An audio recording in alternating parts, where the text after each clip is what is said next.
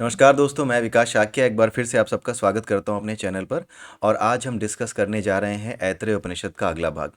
जैसा कि आपको पता है कि इस ऐतरेय उपनिषद में हमने सुप्रीम एनर्जी, जो सुपर एनर्जी है, जो सबसे बड़ी एनर्जी है, जो इस पूरे ब्रह्मांड को चला रही है, इस पूरे क्रिएशन को चला रही है, ठीक है, वो एनर्जी केवल और केवल एक रॉ एनर्जी की तरह नहीं होती। जैसे कि अगर एक रॉ एनर्जी लें, एक सिंपल एनर्जी का फॉर्मेट लें जो इलेक्ट्रिसिटी से हमें मिलती है, वो एनर्जी केवल एक विशेष काम को कर सकती है। लेकिन वो जो सुप्रीम एनर्जी जिससे ये पूरा का पूरा यूनिवर्स, ये पूरा का पूरा क्रिएशन सामने आया है, वो एनर्जी अपने आप में केवल एक रॉ एनर्जी नहीं है। वो एनर्जी अपने आप में नॉलेज भी रखती है, चीज़ों को आगे बढ़ाने का, चीज़ों को प्रोड्यूस करने का, हर चीज़ का नॉलेज अपने पास रखती है। जैसे हमारी बॉडी में जो प्रोटीन का निर्माण होता है, या माँ के गर्भ में जब बच्चे का निर्माण हो रहा होता है, उसका जो प्रोटीन बन रहा होता है, ये सारा प्रोटीन का निर्माण mRNA और tRNA, ये दो आरएनए मिलकर के करते हैं। दो टाइप्स के आरएनए होते हैं जो मिलकर के प्रोटीन के निर्माण का काम करते हैं।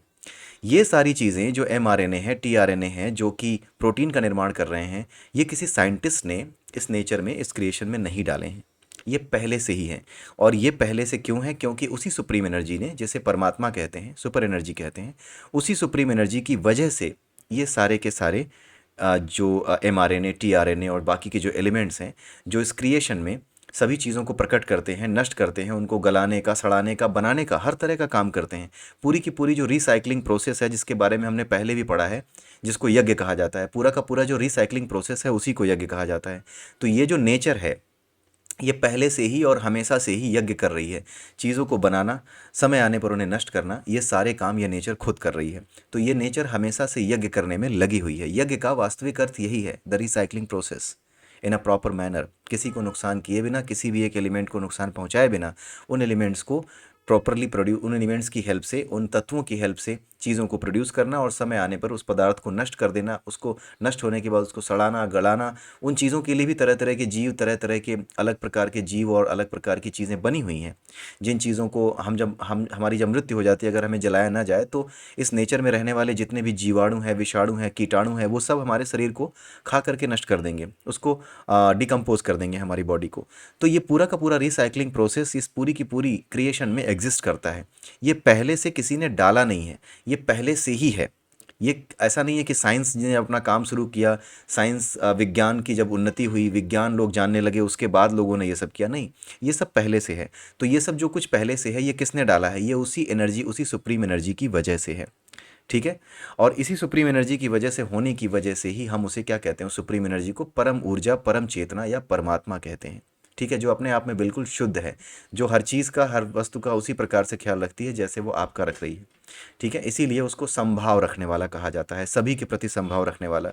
और जो व्यक्ति इस तरह से अपने जीवन में सभी के प्रति समभाव जागृत कर लेता है, उस व्यक्ति को भी क्या कहा जाने लगता है? देव पुरुष या देवात्मा कहा जाने लगता है। समाज में उसका सम्मान बढ़ जाता है, समाज में लोग उसको जानने लगते हैं, समाज में लोग उसको देव पुरुष के नाम से, या फिर एक महान पुरुष के, एक महापुरुष के नाम से जानने लगते हैं।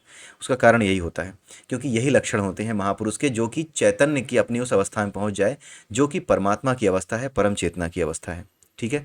तो इस क्रिएशन के पूरे प्रोसेस को समझते समय हमने ऐतरेय उपनिषद में पिछले वीडियोस में समझा है कि सबसे पहले लोकपालों की रचना की गई, ठीक है। सबसे पहले जब लोकपाल की रचना की गई, उसके बाद लोकपालों के बाद एक परम पुरुष की रचना की गई। कैसे की गई? वो सारी चीज़ें आपने पिछले वीडियोस में देख ली हैं। अब जब परम पुरुष की रचना कर दी गई, परम पुरुष यानी वो कंपोनेंट, ऐसा नहीं कि कोई बहुत बड़ा आदमी बना के खड़ा कर दिया है, कोई मूर्ति बना के नहीं खड़ी की गई। आप ये समझ जाओ कि अगर आम के पेड़ की बात हो रही है, अगर हम ये कहें कि आम के पेड़ की रचना कर दी, तो आप ये समझिए कि बात हो रही है आम के बीज की। यानी वो चीज़ जो कि आम का पेड़ बनने लायक सारे कंपोनेंट्स अपने भीतर रखती है, समय आने पर या फिर उचित वातावरण में जो प्रकट हो सकती है आम के पेड़ के रूप में, उसकी बात हो रही है, उस बीज की बात हो रही है। तो अगर परम पुरुष की बात हो रही है, तो परम पुरुष का अर्थ है उस बीज की बात हो रही है। परम पुरुष का अर्थ है वो बीज जिससे कि पुरुष यानी हमारे और आपके जैसा, या जितने भी 84 लाख योनियां हैं, जितने भी 84 लाख प्रकार के जीव हैं, जिससे वो प्रकट हो सकें, उस परम पुरुष की बात की जा रही है। उसके भीतर सब कुछ है, उसके भीतर सभी को प्रकट करने की सारी विशेषताएं, सारे के सारे कंपोनेंट्स हैं।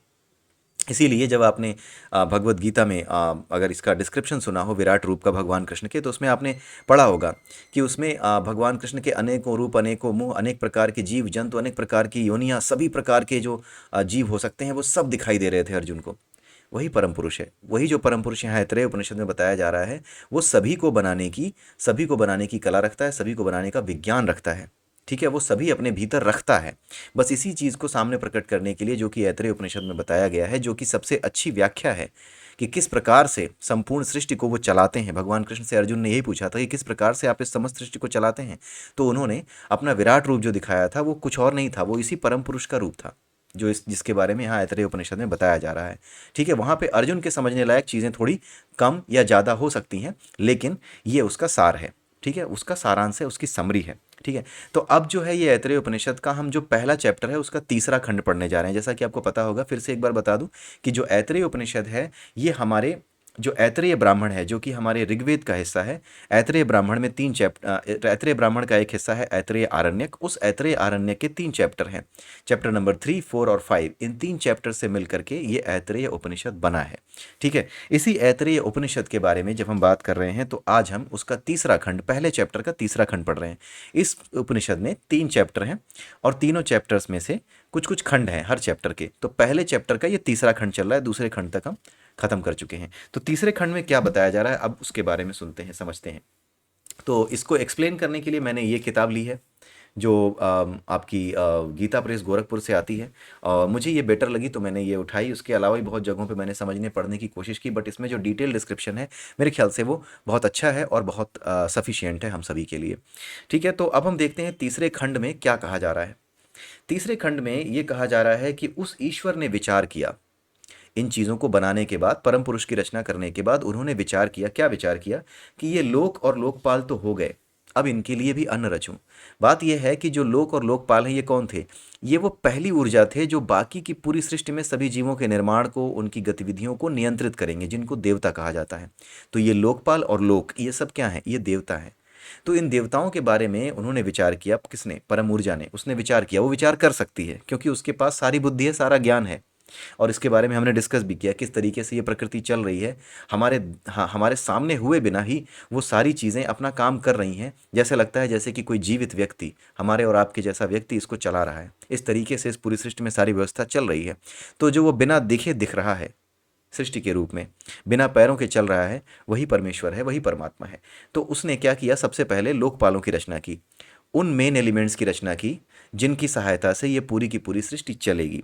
अब जब ये सारी सृष्टि चलेगी, अब हुआ ये कि जितने भी परम पुरुष, जो परम पुरुष था, उसमें जितने भी देवता डाले गए थे हमारे शरीर के भीतर, जो 24 तत्व हैं, वो कुछ और नहीं है, वही 24 तत्व, 24 देवताओं के समान आप समझ सकते हैं। तो वो जो तत्व हमारे भीतर डाले गए, उन देवताओं को भूख और प्यास से जोड़ दिया गया। पिछले ही वीडियो में आपने देखा कि उनके साथ भूख और प्यास भी जोड़ दी गई। तो भूख और प्यास अब हमेशा से हर चीज़ के साथ जुड़ी हुई है। जब इनके साथ जुड़ी हुई है, तो जो लोकपाल हैं, इनके लिए भी भूख और प्यास की व्यवस्था करनी पड़ी। इनको भी भूख और प्यास लगेगी, तो सभी के साथ भूख और प्यास जुड़ गई। तो उन्होंने सोचा, परमेश्वर ने सोचा, यानी परमात्मा ने सोचा कि इनके लिए भी, उस परम ऊर्जा ने विचार किया कि इसके लिए भी, इन लोकपालों के लिए भी किसकी रचना की जाए? अन्न की रचना की जाए।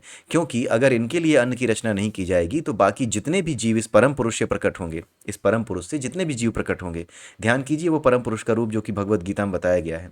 भगवत गीता में जो परम पुरुष का रूप बताया गया है, उस परम पुरुष के रूप से यही चीज़ समझाई गई है कि उससे कई योनियाँ, जितने भी प्रकार के जीव हैं, सब निकल रहे हैं। ब्रह्मा से लेकर के चींटे, कीड़े मकोड़े, सब उस रूप के भीतर विद्यमान है, यानी उस परम पुरुष के भीतर सभी के बीज विद्यमान है। अब हुआ ये कि इस परम पुरुष के लिए खाने की व्यवस्था की जाए, क्योंकि अगर ये नहीं खाना खा सकेगा, अगर इसके लिए भोजन नहीं हो सकेगा, तो जितने भी जीव प्रकट होंगे उनके लिए भोजन की व्यवस्था कैसे होगी, वो कैसे भोजन करेंगे, ये तय नहीं हो पाएगा। ठीक है, क्योंकि हम इनहेरिटेड हैं, हम परमात्मा से इनहेरिटेड हैं, उसी परम पुरुष से इनहेरिटेड है। तो जिस प्रकार से वो काम करता है ना, उसी प्रकार से हमारा शरीर भी काम करता है। आपने अगर उपनिषदों को और दूसरे उपनिषदों को भी पढ़ा हो, समझा हो, तो आपने ये बात समझी होगी। वेदों में भी इस बात का जिक्र है कि जो हमारा शरीर है, इसको क्या कहा जाता है? इसको ब्रह्मपुरी कहा जाता है, इसको ब्रह्मपुर कहा जाता है। यानी जैसे कि वो पूरा का पूरा ब्रह्मांड उस ब्रह्म ने रचा है, जिस प्रकार से ये ब्रह्म इस पूरे ब्रह्मांड को चला रहा है, उसी तरीके से हमारा ये पूरा शरीर, ये भी एक ब्रह्म की तरह ही व्यवहार करता है। जिस प्रकार से उस ब्रह्म ने अपने भीतर सब कुछ प्रकट किया, हमें प्रकट किया, उसी प्रकार हमारे भीतर भी चीज़ें प्रकट होती और नष्ट होती रहती हैं। ठीक है, हमारे शरीर के भीतर भी कोशिकाएं यानी सेल्स बनती और बिगड़ती रहती हैं, मरती रहती हैं, नई नई सेल्स का निर्माण होता रहता है, पुरानी सेल्स का जो है विघटन होता रहता है, वो समाप्त होती रहती हैं, सब कुछ होता रहता है। तो अगर ऊर्जा चाहिए, अगर भूख प्यास से जो जोड़ा हुआ है इस पूरे के पूरे परम पुरुष को, तो इस परम पुरुष में जो ये परम पुरुष है इसमें सभी देवता भी हैं, इसमें सभी लोकपाल भी हैं जो इन सभी गतिविधियों को जारी रखेंगे, इन सभी गतिविधियों को चलाएंगे। तो इनको भोजन कैसे दिया जाए, इन लोकपालों को अन्न कैसे दिया जाए, उसके बारे में सोचा। तो अब ये लोकपाल जिस तरीके से अन्न ग्रहण करेंगे ना, उसी तरीके से बाकी जीवों को भी अन्न ग्रहण करना होगा। ये चीज़ यहाँ पे बताई जा रही है तीसरे खंड में। इंटरेस्टिंग है, सुनिएगा आगे। इसमें आगे कहा गया है, उसने जल के द्वारा यानी परमात्मा ने जल के द्वारा उसको लक्ष्य करके, जल को लक्ष्य करके यानी जल को लक्ष्य करके उस पर तप किया, यानी उन्होंने उस पर ध्यान किया, जल पे ध्यान किया। जल पे ध्यान करके ध्यान की शक्ति से, जिस प्रकार ध्यान की शक्ति से आप कुछ भी कर सकते हैं, अगर आप ध्यान लगाएं अपने विषय पर तो आप उस विषय में पकड़ बना सकते हैं। जिस विषय पे आप ध्यान लगाते हैं, अगर मान लीजिए कि भौतिक विज्ञान पे आप ध्यान लगाते हैं या रसायन विज्ञान पे आप ध्यान लगाते हैं, तो जितना कुछ आपने भौतिक विज्ञान और रसायन विज्ञान से सीखा है, उस सीखे हुए से भी ज़्यादा एक दिन बाहर निकालने का, यानी कुछ और भी सामने रखने का, जिसको कहते हैं थीसिस लिखना, पीएचडी करना, वो भी आप सामने रख सकते हैं। कोई कोई नई खोज आप कर सकते हैं। आइंस्टीन से पहले भी भौतिक विज्ञान था, लेकिन आइंस्टीन ने इतना ध्यान केंद्रित किया भौतिक विश्व पर, भौतिक विज्ञान के इस विषय पर, इस भौतिक जगत को अध्ययन करने में इतना ध्यान केंद्रित कर दिया इस भौतिक जगत पर, कि जो कुछ उनको पहले से पता था उसके आगे भी भौतिक जगत से वो खींच करके ले आए। इसलिए जल के भीतर जो तत्व होते हैं, जो कि परमात्मा जो जल को जानता है, जिसने जल का निर्माण किया है, उसने उस पर तप किया, और तप करने के बाद उस जल के भीतर से वो ले करके आए। ठीक है, परमात्मा स्वयं ज्ञान है, लेकिन उसने भी तप किया। ये इसलिए बताया जाता है कि तप किया, ताकि आप भी इस तरीके से तप करके ही आगे बढ़ सकें, सीख सकें, जान सकें। क्योंकि जो कुछ वो करेंगे वही आप करेंगे। अगर वो ध्यान नहीं करेंगे तो आप ध्यान नहीं करेंगे, अगर वो ध्यान से नहीं पढ़ेंगे तो आप ध्यान से नहीं पढ़ेंगे। इसलिए उनको ये करना होगा। जैसे आपको पता है कि खाना कैसे खाया जाता है, लेकिन बच्चे के सामने बैठ करके आपको बताना पड़ता है, देखो ऐसे लेंगे फिर ऐसे खाएंगे। तो आपको वो जो कुछ भी उस जिसकी भी अनुकृति उसे करनी है बच्चे को, उसको आपको करके दिखाना होगा। तो जो कुछ भी है, जो कुछ उससे प्रकट है, जब तक उसके भीतर नहीं होगा तब तक हमारे भीतर नहीं हो सकता। इसलिए जो कुछ भी तप ईश्वर ने किया है वो हमारे लिए किया है, ताकि जो कुछ भी वो करे उसकी अनुकृति हम भी करें कंपोनेंट के लेवल पर। आप ये सोचिए कि मछली के बच्चे को तैरना नहीं सिखाना पड़ता। बच्चा जब पैदा होता है तो उसे बताना नहीं पड़ता कि मुंह से खाना खाना है या माँ का दूध कैसे पीना है। ये सारी चीज़ें वो स्वयं करने लगता है। मछली का बच्चा जो होता है वो खुद तैरना जानता है। हर जीव, हर तरह की योनि का जीव अपना हर काम करना जानता है। भोजन ग्रहण करना, कैसे ही पैदा होते ही किस तरह से भोजन ग्रहण करना है, वो सब जानता है, क्योंकि वो सब कुछ उसी से इनहेरिटेड है। और जो कुछ उसके भीतर है वो हमारे भीतर अपने आप कंपोनेंट के फॉर्म में, बेसिक नेचुरल जो इंस्टिंक्ट होती हैं ना, वो अपने आप आ जाती हैं। बाकी खेल कर्म जो हम करते हैं वो हमारा खेल करता है मन। मन की पृष्ठभूमि पे जब असर आता है, जब हमारा इंटरेक्शन होता है प्रकृति के 24 तत्वों से, और मन जब इम्पैक्ट होता है, तब हम तरह तरह के कर्म करते हैं। लेकिन उससे पहले जो कुछ भी है वो हमें ये समझना होगा कि किस प्रकार से उन्होंने इन चीज़ों को प्रकट किया है। ठीक है, तो यहाँ पे लिखा हुआ है, उसने आपों यानी जलों से, जल पर तप किया। तप का मतलब समझ चुके हैं। तप करने के बाद उसने क्या किया कि एक मूर्ति उत्पन्न की। मूर्ति किस चीज़ की? इस मूर्ति को क्या कहा गया? अन्न कहा गया, जिसको अन्नपूर्णा हम कहते हैं ना, वो मूर्ति उत्पन्न की। मूर्ति का मतलब होता है अभितप्त आपों से, यानी कि उस जल के ऊपर तप करके उन्होंने क्या किया? एक मूर्ति उत्पन्न की। मूर्ति का मतलब क्या होता है? किसी चीज़ को मूर्त रूप दे देना, किसी विचार को मूर्त रूप दे देना। ठीक है, जैसे आपने एक विचार किया कि आप एक घर बनाओगे, तो घर तुरंत तो सामने आ नहीं जाता, पहले उसका विचार कहाँ बनता है? दिमाग में बनता है। ठीक है, जब वो दिमाग में पहले बनता है, उसकी कल्पना करते हो, उसके अनुसार आप प्लानिंग करते हो, प्लानिंग करने के बाद आप जो है मजदूर लगाते हो, आप जो है इंजीनियर लगाते हो, आप अच्छे से अच्छा आर्किटेक्ट लगाते हो, और उसके बाद क्या करते हो? एक पूरा का पूरा घर बनवा करके अपने सामने रख देते हो। ठीक है, तो इसी चीज़ को कहते हैं मूर्तिमान करना। तो यहाँ पर जो अलंकारिक भाषा है उसे समझने की कोशिश कीजिए। ईश्वर ने तप करके एक मूर्ति जो उत्पन्न की, अन्न की, जो अन्न की मूर्ति है। अन्न क्या है? ये जो पेड़ पौधों के जरिए हमें जो जौ, अनाज और ये जो आपको दालें और ये सब प्रकट हो रहा है, ये क्या है? भौतिक रूप में प्रकट है हमारे सामने। तो एक तरीके से उसने कल्पना की कि किस तरह के अन्नों का निर्माण किया जाए, फिर उस अन्न की एक मूर्ति उत्पन्न की। मूर्ति यानी कि अन्न, किसी भी प्रकार के अन्न को एक रूप में अगर देखा जाए तो किस तरह से देखा जाएगा, तो उसकी एक मूर्ति उत्पन्न की। अब जैसे परम पुरुष था, उससे सभी प्रकार के पुरुष उत्पन्न हैं, हम आप हर तरह के जीव। उसी तरीके से जो अन्न के लिए मूर्ति उत्पन्न की, उससे सभी प्रकार के अन्न जो भी खाए जा सकते हैं, जो भी हमारे द्वारा ग्रहण किए जा सकते हैं, हमें नष्ट नहीं करते, जो जहरीले नहीं हमारे लिए, उन सब की मूर्ति की एक कल्पना की। और उस मूर्ति के द्वारा ही जितने भी अन्न, जितनी भी औषधियाँ बन सकती हैं, वो सब उसी मूर्ति के द्वारा प्रकट हैं। जिस प्रकार से परम पुरुष से बाकी सारे जीव प्रकट हैं, उसी प्रकार उस मूर्ति से, जो अन्न की मूर्ति है, जिसे अन्नपूर्णा कहते हैं, उससे सभी प्रकार के अन्न प्रकट होते हैं। ये अलंकारिक भाषा है, मेटाफरिक लैंग्वेज है। बहुत लोग, जब मैं ये बताता हूँ अलंकारिक भाषा है, तो वो हंसते हैं। हंसते इसलिए हैं क्योंकि उन्हें लगता है कि मैं शायद किसी तरीके से, मैं हिंदू धर्म को मानता हूँ, तो इस वजह से मैं इस चीज़ को किसी तरीके से एक्सप्लेन करने की कोशिश में इन बातों को बना रहा हूँ, बातें बना रहा हूँ। लेकिन ऐसा है नहीं। अगर आपको कहीं भी किसी भी ग्रंथ में, आपको सारा स्टडी करने के बाद अगर आपको मेरी बताई हुई बातों के अलावा कुछ भी अगर मिल जाए, तो आप बता दीजिएगा, ये वीडियो, ये चैनल तक मैं बंद कर दूंगा। ठीक है? तो ये सारी चीज़ें आपको समझनी पड़ेंगी। हिंदू धर्म इसीलिए बर्बाद हुआ क्योंकि खुद हिंदू ही अपनी ही व्यवस्था, अपने ही ज्ञान से वंचित है, और अपने ही ज्ञान पर, अपने ही ग्रंथों पर उंगली उठाता है, उस पर ही हंसता है। और उसके बाद भी वो चाहता है कि विश्व में सनातन का राज हो। आपके जरिए नहीं आएगा। जिन्हें विश्वास है उन्हीं के जरिए आएगा। आप उसका लाभ जरूर उठाएंगे, लेकिन लज्जित भी होंगे एक दिन, जिस दिन आपको सत्य का पता चलेगा, जिस दिन आप ये अनुभव कर सकेंगे जो कुछ आप यहाँ पर सुनते हैं वो सत्य है, क्योंकि ये अनुभव आपको होगा। इस बात की गारंटी मैं आपको दे रहा हूँ। अगले 10-12 साल के भीतर इन चीज़ों का अनुभव आपको प्रत्यक्ष रूप से होगा। आज जिन चीज़ों पर आप हंसते हैं, जो मैं बता रहा हूँ, इन्हीं चीज़ों पर अगर कोई हंसता है, तो आने वाले समय में वो इन्हीं चीज़ों को कहेगा, हाँ ये सत्य है। लेकिन फिर भी वो यहाँ पर नहीं आएगा, वो मुझे, मेरा नाम नहीं लेगा, ज़रूरत भी नहीं है। क्यों? क्योंकि आदमी का अहंकार कभी भी उसे अपने आप को गलत स्वीकार करने नहीं देता। कल को आने वाले समय में वो कह देगा कि हाँ ठीक है, ये सारी भाषा अलंकारिक ही थी, अगर इन बातों का मतलब हम समझ जाते तो हर चीज़ समझ में आ जाती। लेकिन उसका अहंकार उसे रोक देगा कि हाँ, इन बातों को हम सत्य मान लें, या कभी ये कह दें कि हाँ, जब जिस पर हम हंसते थे हम गलत हंसते थे। वो नहीं कह सकेगा, क्योंकि यही मनुष्य का स्वभाव होता है। मुझे उससे कोई लेना देना नहीं है कि कौन हंस रहा है कौन नहीं हंस रहा है, क्योंकि अगर लेना देना होता तो मेरे बहुत से दोस्त इंजीनियर हैं, बहुत से दोस्त विदेशों में बैठे हैं, जो मेरी वीडियोज़ पे, मेरी बातों पे लगातार हंसते हैं, मुस्कुराते हैं। चाहते हुए भी वो उसे, अगर उन्हें अच्छा भी लगता है या बात कहना भी चाहते हैं, तो वो कह नहीं पाते। धीरे धीरे उन्होंने मुझसे दूरी बना ली है। उसका कारण यही है कि आदमी को सिर्फ इस चीज़ से फ़र्क पड़ता है कि लोग मेरे बारे में क्या सोचेंगे। इस वजह से ही लोग एक दूसरे से दूर होते चले जाते हैं। ये मेरी शिकायत नहीं है, ये मैं प्रकृति के नियम और लोगों के गुण बता रहा हूँ, ताकि आपको ये पता हो कि जब आप इस रास्ते पर चलेंगे और इस रास्ते पर जब आप आगे निकल जाएंगे, तो आपके दोस्त छूटते चले जाएंगे, तो उससे विचलित मत होइएगा। ये होता ही है, ये होके ही रहेगा। अगर आप इस रास्ते पर चलेंगे तो आपको अपने दोस्त क्या, अपने माँ बाप तक हो सकता है कि इतना भाव ना दें। हो सकता है कि आपसे सिर्फ और सिर्फ, मतलब आपको ऐसा लगने लगे कि मेरे पेरेंट्स ही मुझ पर इतना ध्यान नहीं देते, या मेरी बातों को बहुत महत्व नहीं देते, या मुझ पर वो हंसते हैं। ये सब कुछ होगा, इससे आप डरिएगा नहीं, क्योंकि ये मार्ग इतना आसान नहीं है। ये मार्ग कभी आसान रहा नहीं है। ठीक है? आइए आगे देखते हैं। आगे क्या हुआ? तो अन्न प्रकट कर दिया, उसके बाद क्या हुआ? अब जब ये अन्न प्रकट कर दिया, तो जब ये अन्न प्रकट हुआ तो इसने क्या किया? ये भागना शुरू किया इसने। किससे? उन्हीं लोकपालों से। क्यों? क्योंकि अन्न को ये समझ में आया कि ये जो लोकपाल हैं, ये क्या करेंगे, ये तो मुझे खा जाएंगे। तो खाए जाने के डर से वो इधर उधर भागने लगा। जब वो इधर उधर भागने लगा, तो लोकपालों ने क्या किया?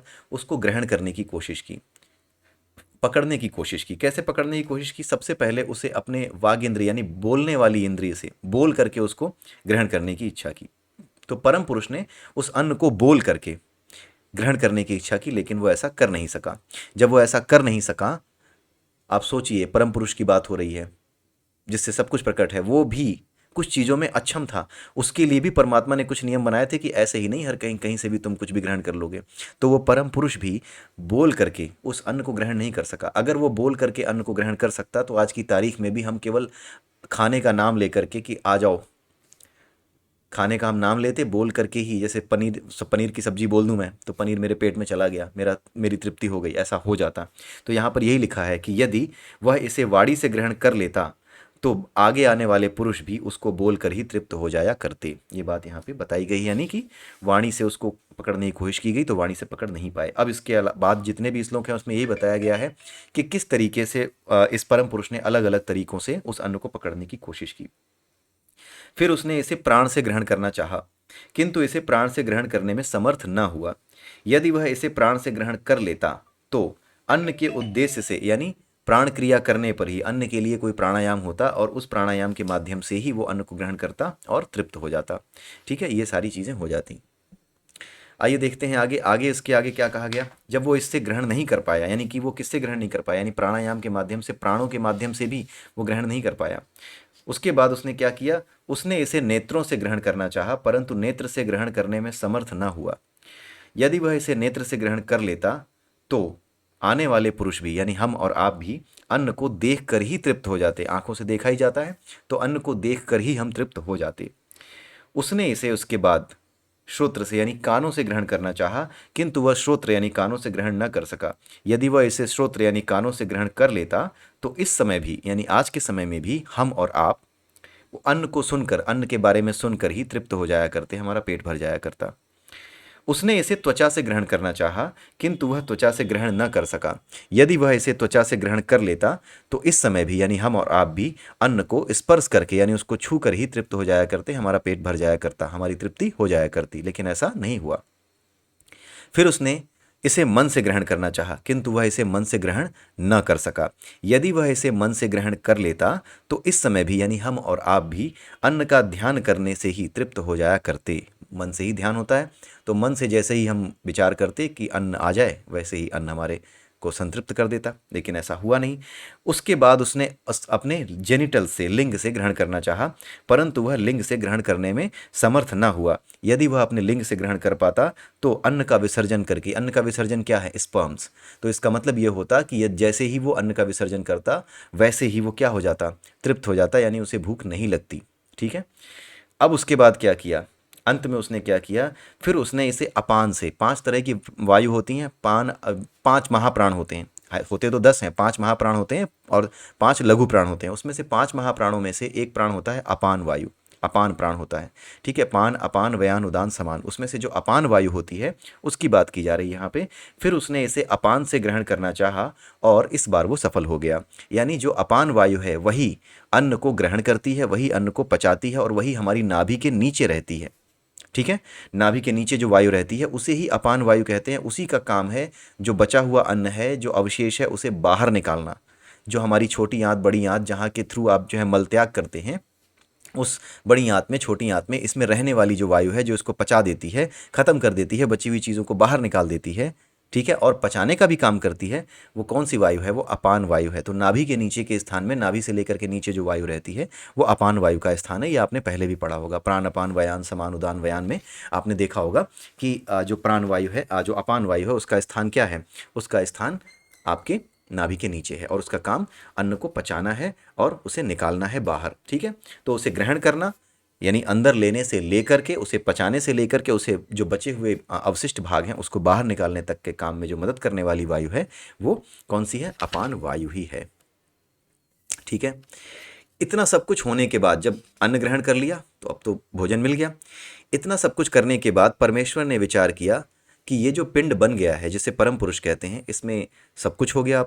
अब ये मुंह से खा, ये अपान वायु से खा भी लेगा, आंखों से देख लेगा, कानों से सुन लेगा, मन से सोच लेगा, इतनी सारी चीज़ें तो ये खुद कर लेगा। अब तो ये कर लेगा, लेकिन ये करेगा कैसे, मेरे बिना करेगा कैसे, क्योंकि उसी ऊर्जा से तो ये प्रकट हुआ है।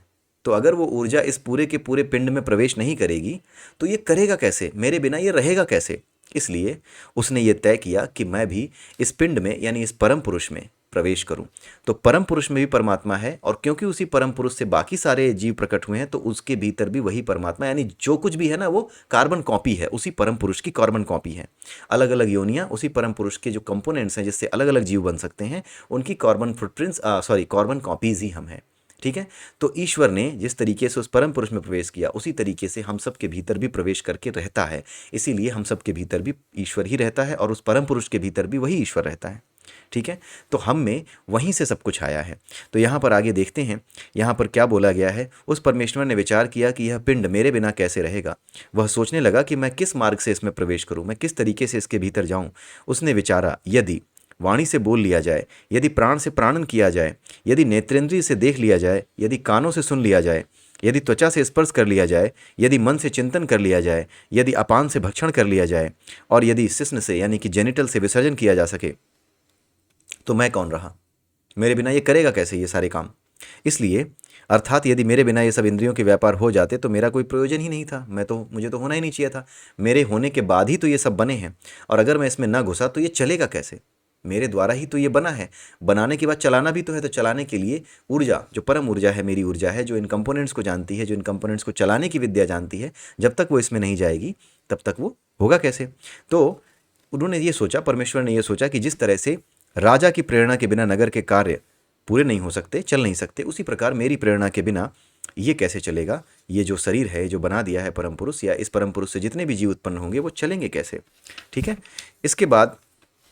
इसके बाद जो है उन्होंने ये तय किया कि किस तरीके से इसमें प्रवेश किया जाए। ठीक है, किन तरीकों से इसमें जाया जाए। तो दो रास्ते उन्होंने खोजे। ठीक है, ये 11वां श्लोक है। दो रास्ते उन्होंने सोचे कि दो रास्तों से मैं प्रवेश कर सकता हूँ। एक होता है हमारे पैर का जो अंगूठा होता है ना, उस अंगूठे का जो अगला हिस्सा होता है, परम पुरुष के उसी अंगूठे के अगले हिस्से से घुसने का प्रयास किया।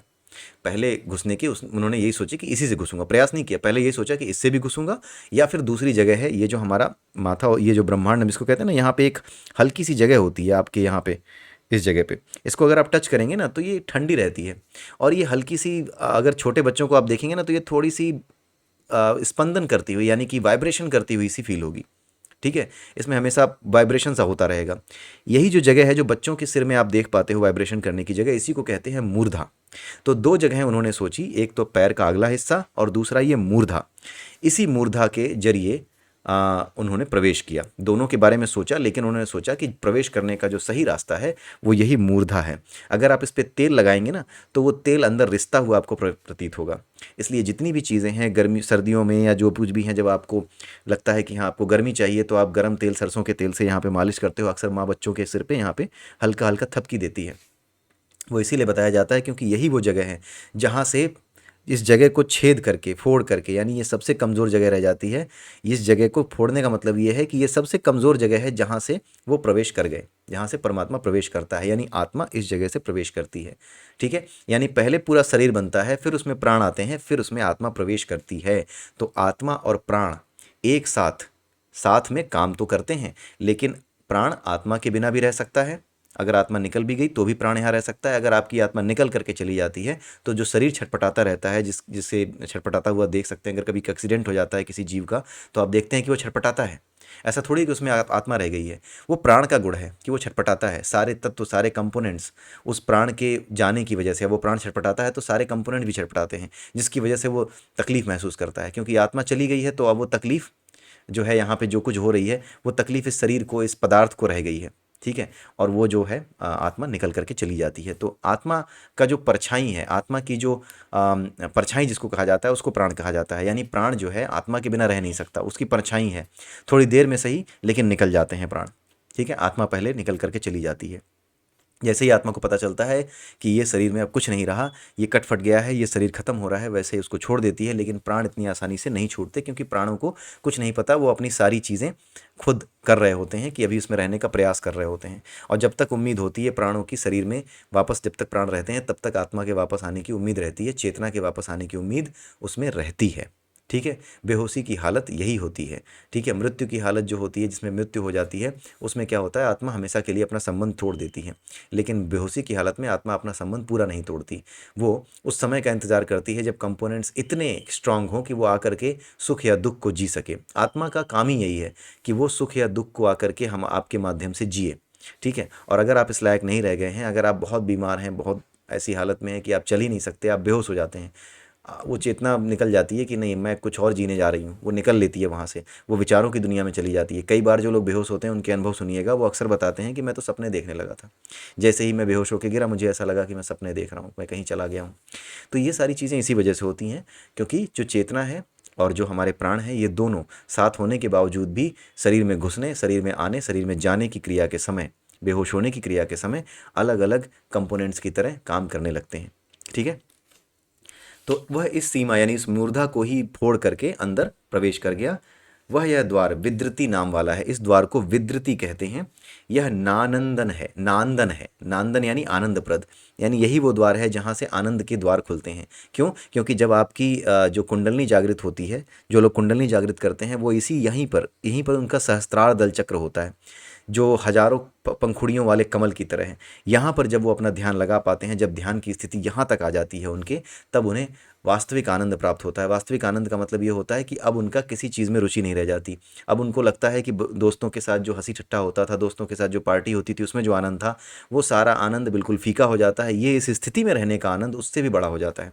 इसकी व्याख्या नहीं की जा सकती। किसी को आप समझा नहीं पाएंगे कि दारू पी करके अपने दोस्तों के साथ पार्टी करने का जो आनंद है, वो आनंद इस आनंद से छोटा कैसे है। ये जिसने अनुभव किया है वही बता पाएगा। गूंगे को गुड़ खिला दीजिए, वो बता नहीं पाएगा आपको, सिर्फ वो महसूस कर पाएगा, बस वो हाव भाव से बता पाएगा, भैया हमको छोड़ दो, हमको इसी में मज़ा आ रहा है, बहुत अच्छा लग रहा है। वो मुंह से व्याख्या नहीं कर सकता। तो जिस तरह से गूंगा व्याख्या नहीं कर सकता गुड़ के स्वाद की, वैसे ही जिसे ये प्राप्त हो जाता है, उसे उस संसार में, जो संसार में सुख प्राप्त होते हैं, जो आनंद मिलता है, जो क्षणिक है, जो बार बार ख़त्म हो जाता है, बार बार उस आनंद के पीछे भागना पड़ता है, वो खुद ही बता देगा कि भैया मुझे छोड़ दो, मेरे को इसी में आनंद आ रहा है, तुम जाओ, तुम देखो, तुम्हें जिन चीज़ों में आनंद आ रहा है उनमें लो आनंद, लेकिन मुझे इनमें कोई आनंद नहीं आ रहा, कोई रस नहीं आ रहा। ये हो जाता है। ठीक है, तो यही बात जो है यहाँ पे अभी 12वें जो स्टेंजा है, 12वां जो स्टेंजा है वहाँ तक बताई गई है। इसमें 2-3 स्टेंजा और बचे हैं। ठीक है, उनको हम अगले वीडियो में डिस्कस कर लेंगे। तीसरे खंड के 2-3 स्टेंजा और बचे हैं। आज के लिए बस इतना ही, अगले वीडियो में फिर मिलते हैं। तब तक के लिए जय श्री राम, जय श्री कृष्णा, जय श्री राधे। हाँ जी हाँ, जय श्री राम कहने शर्माइए नहीं। और अगर मैं जय श्री राम, जय श्री राम, और जय श्री कृष्णा, जय श्री राधे कहता हूँ, बहुत से लोग ऐसा सोचते होंगे कि लास्ट में तो जय श्री राम कर दे रहा है तो पंडित जी हो गए। नो, आप पंडित जी नहीं, आप सनातन धर्म के एक वो हैं, मानने वाले हैं, आप सनातन धर्म के सैनिक हैं। क्या शर्म जय सिया राम, जय श्री कृष्णा कहने में, क्या शर्म, किस बात की शर्म? मैंने देखा है कुछ लोग इसमें भी शर्माते हैं। क्या शर्म, किस लिए? क्या मुस्लिम शर्माता है अल्लाह अकबर कहने से? तो आप क्यों शर्माते हैं? किसी की नकल नहीं करनी है, लेकिन आपको शर्म क्यों आती है? समझने वाली बात ये है, आखिर में ऐसा क्या है? क्यों आपको लगता है कि अगर कोई जय श्री राम कह रहा है और उसके साथ आप भी जय श्री राम कह देंगे तो ये ऐसा लगता है कि भाई दूसरे जो है आप बैकवर्ड समझने लगेंगे मुझे। ठीक है, ये सारी चीज़ें, इन सारी चीज़ों से बचिए। ये आपकी संस्कृति का प्रतीक है, इसे लेकर साथ चलिए। क्योंकि बहुत से लोगों को मैंने देखा, इसलिए वो बातें मैं बोल दे रहा हूँ जिन लोगों के माध्यम से मुझे ये समझ में आने लगा है कि हाँ, वो अभी भी हीन भावना से ग्रस्त हैं। इन चीज़ों से डरने की आवश्यकता नहीं है। सिर पे तिलक लगाइए, बाहर निकलिए, तिलक लगाइए, ऐसी हर जगह जाइए जहाँ पर आप जाएं और कंफर्टेबल, हर कोई, आप भी, आप और आपके साथ साथ हर कोई कंफर्टेबल फील करे उस माहौल में। ऐसी जगह पे जाइए, वहाँ पे टीका लगा के जाइए। कहीं भी जाइए, आप ऑफिस जा रहे हैं, घर जा रहे हैं, कहीं जा रहे हैं, आप अपने स्कूल जा रहे हैं, कहीं भी जा रहे हैं, एक छोटा सा टीका, कुछ भी हो, किसी भी तरह का टीका, कोई भी सांस्कृतिक प्रतीक जो आपकी संस्कृति से जुड़ा है, उसे धारण करने में शर्माइए मत। क्योंकि अभी आज के समय में स्थिति ये है कि इन चीज़ों की अस्वीकार्यता बन चुकी है। सबकॉन्शियसली फीड किया जा चुका है, सबकॉन्शियसली इन चीज़ों को गलत ठहराया जा चुका है। स्कूल में जाएंगे तो टीचर टोक देगा, लेकिन इन चीज़ों को हमें ख़त्म करना होगा। टीचर ना टोके, क्यों टोकेगा भाई? स्कूल में यूनिफॉर्म है, कोई बात नहीं, सब यूनिफॉर्म पहन के आओ, हर किसी को यूनिफॉर्म पहनने दो, किसी को उसके धार्मिक प्रतीक धारण मत करने दो। अगर कोई एक धार्मिक प्रतीक धारण कर रहा है तो सभी को स्वतंत्रता दो। क्योंकि हिंदुओं के प्रति एक हीन भावना, एक घृणित भावना फिल्मों के माध्यम से, किताबों के माध्यम से, आपके कोर्स की किताबों के माध्यम से आपके भीतर पैदा की गई है। इसलिए आप खुद भी इन चीज़ों को बड़ा ऑकवर्ड सा देखते हैं। आप बिल्कुल ऑकवर्ड से देखना बंद कीजिए, इन चीज़ों को बदलने का प्रयास कीजिए, आपसे ही बदलेंगी। टीका लगाइए, टीका लगा के निकलिए।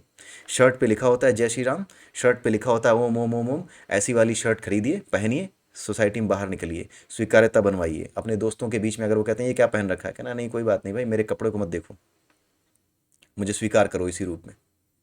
अपनी स्वीकार्यता उसी रूप में बनाइए, क्योंकि उसी रूप में इस संसार को, सनातन को स्वीकार करना पड़ेगा जिस रूप में ये था। जब तक उसकी हंसी उड़ती रहेगी, जब तक उसका अपमान होता रहेगा, तब तक वो ज्ञान, वो सनातन, चाहे आप कितनी भी कोशिश कर लें, चाहे आप कितने भी मोदी बैठा दें, वो आने वाला नहीं है, वो स्थापित होने वाला नहीं है। और इसको स्थापित करना बहुत ज़रूरी है। क्यों?